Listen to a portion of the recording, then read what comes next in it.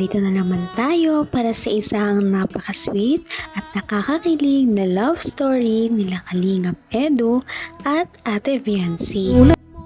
Sa pagpapatuloy ng ating love story ay naganap na nga ang matagal nang pinakahihintay ng mga supporters at maging ang EDSI Love Team. Ito ay dahil natupad na ang kanilang pinakahihintay na out of town na trip. Dahil sila nga ay pumunta na sa Palawan at nakakatuwa nga dahil sila ay magkasama at ito ang kanilang first trip na malayuan at kasama pa ang Kalingap team. Hindi daw ito magiging posible kung wala ang kanilang mga supporters na talagang nagmamahal at sumusuporta sa kanila, kaya naman nangyayari ang mga ganitong bagay. Talaga namang pinaalam ng matindi ni Kalingap Edu si Viancy para lamang makasama siya sa trip na ito, at talaga namang nagbunga ang lahat dahil nakasama nga si Viancy sa Palawan. But it kinda feels the same. No matter how. Hello po mga Kalingap! Welcome po dito! I've been thinking of you since you broke it and moved to LA. No matter how hard I try, I cannot get you out of my system. Ano? Kumusta ka naman? Ang first day sa Palawan? Masaya po. Masaya ka? Sus, parang di naman. Kanina ka pa nga tahimik eh. Di mo ako pinapansin. Tahimik lang po pero masaya po. Masaya ka. Sige nga, pakita mo nga sa akin. Gano'n ka kasaya? Yan. So ano? Grabe, ang ganda po ng Palawan. Sobrang ganda nga, no? Sarap balik-balikan. Sarap balik-balikan. First time pa lang natin to pero Makikita talaga natin sa kanilang mga mukha at kung paano sila mag-usap na talagang masayang masaya sila na silang dalawa ay magkasama na sa kanilang first out of town na trip. Pagkarating nga nila doon ay hindi nila maiwasan na mamangha sa ganda ng kanilang pinuntahan dahil ito nga naman ay nasa Palawan.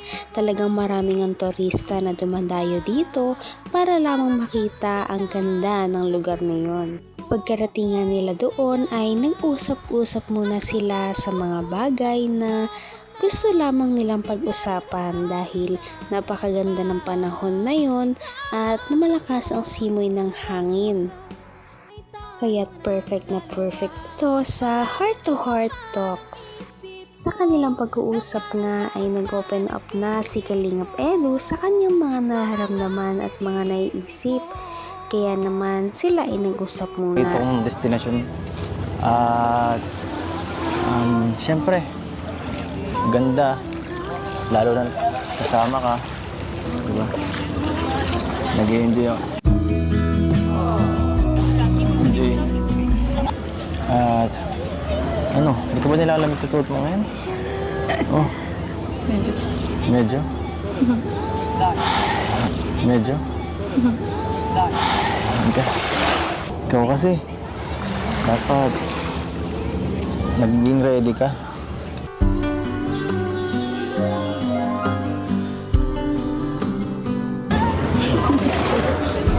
Dapat ready ka, baka magkasakit ka, sige ka. Baka di ka makasama bukas. Ang ganda. Ang ganda. Ang ganda mo talaga. Ang ganda po na pala. Ang ganda po dito. Ang ganda ng tanawin, no? Ano gusto mong gawin natin? Manghang-manghang ang dalawa sa kung gaano kaganda ang Palawan. Ngunit sabi naman ni Kalingap Edu na talagang maganda ang Palawan. Ngunit mas maganda pa rin ang kanyang kasama noong mga panahong iyon. At iyon nga ay si Viancy. Sobrang ganda daw kasi talaga ni Viancy. Hindi nga daw siya makapaniwala na kasama niya yun noong araw na yun. Makikita rin natin kung gaano ka-protective si Kalingap Edu kay Viancy dahil noong nakita niya na napakanipis nga ng suot ni Viancy at maikli, alam niyang nilalamig na daw ito. Kaya naman pinahiram niya ito ng jacket kahit nilalamig din siya. Kitang-kita talaga kung gaano kagusto ni Kalingap Edu si Viancy, kaya nagagawa niya ang mga bagay na yon. Kaya naman, kinilig na naman ang mga supporters at mga manonood. Bukod sa, lalabas ka mamaya, hindi. Hindi na, ito na. Dito na po ata. First day pa lang natin, pero talagang sobrang ganda talaga. Nakakatuwa dito. At Saka ang dami pong ano. dami turista. Kanina hindi ko ramdam eh. Pero ngayon, mukha ka nga eh. Mukha ka nga isa dun eh. Mukha kang Koreano. Dun no? At meron doon mga Koreano, dapat nakisama ka. Siya nga po pala ako ito. Ha? Thank you sa lahat-lahat. Ha? Lahat-lahat. Wala naman akong inambag dito sa'yo. Hindi naman ako nag-sponsor sa'yo. Papunta dito. Siyempre po dahil po sa inyo nakasama ko dito. Saka masaya din po ako kasi Saya ka. Talagang humanga na naman si Kalingap Edu sa taglay na kagandahan ni Fiancé dahil talagang pinupuri niya ito. Sabi niya pa na napakaganda daw talaga ni Fiancé at kasing ganda niya daw ang tanawin. Mapagkakamalan mo nga raw si Fiancé na turista lamang doon dahil sa kanyang ganda. Kasama niya pa daw siguro ang mga Koreana na naglalakad-lakad doon dahil napakaganda nga daw talaga ni Fiancé. Dahil dito ay kinilig talaga si Fiancé at hindi niya maiwasan na kiligin at matawa. Tibok ng puso ko. Ako din, masaya. Buti nga kasama ka eh. Kasi hindi ka naman kasama. Magpapaiwan din naman ako dun. Aanhin ko itong magandang din na to. Itong magandang lugar na to. Yung babaeng gusto ko, wala dito. Magiging malungkot dito.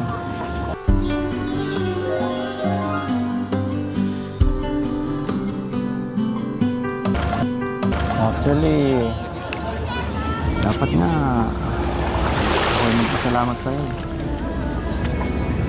Simula nang dumating ka sa buhay ko, hindi mo ba tatanungin kung bakit? Bakit po? Bakit? Bakit mo tinatanong?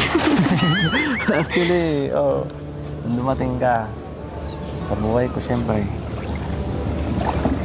nagkaroon ako ng Napakasweet naman talaga ng mga banat ni Kalingap Edu dahil sinabi niya kay Fiancé na kung hindi daw kasama ang dalaga ay siguro wala siyang gana na pumunta doon at hindi na lamang doon siya tumuloy kung wala man lang din si Fiancé dahil parang si Fiancé nga lang talaga ang pinunta niya doon. Gusto niya daw makasama talaga ang dalaga ng mas matagal at silang dalawa lamang. Sinabi niya rin na napakaswerte niya talagang lalaki dahil kasama niya si Fiancé noong mga araw na yon. Sinabi niya daw na napakaswerte niya kay Fiancé dahil napaka full package nitong babae. Lahat daw ng gusto niya ay nakay Fiancé na. malambing na mabait. At konti-konti nababawas, nawawala yung mapait na nakaraan. Napalitan ng puro kasiyahan. Ikaw, anong nararamdaman mo? Sa'yo po. Sa akin? Joke lang, ano ba? Hindi naman ako nagmamadali. Haba-haba ang oras natin. Huwag magalala. Hindi naman ako nagmamadali eh.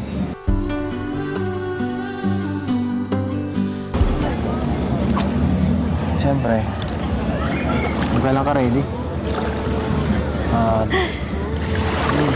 Nasaan na ba sila? Nakakaya po pala dito. Gabi na.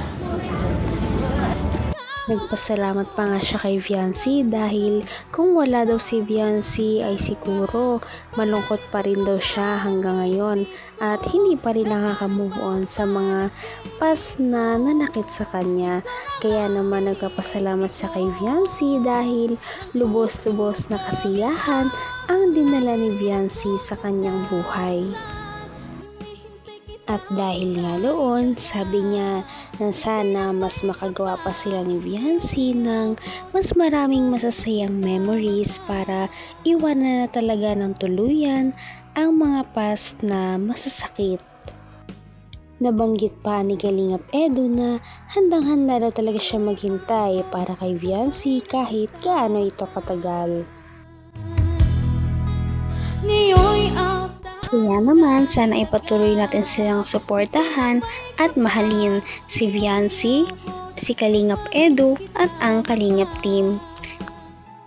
Yun lamang at maraming salamat sa panonood. Abangan natin kung magkakatuluyan ba talaga si Kalingap Edu at Viancy.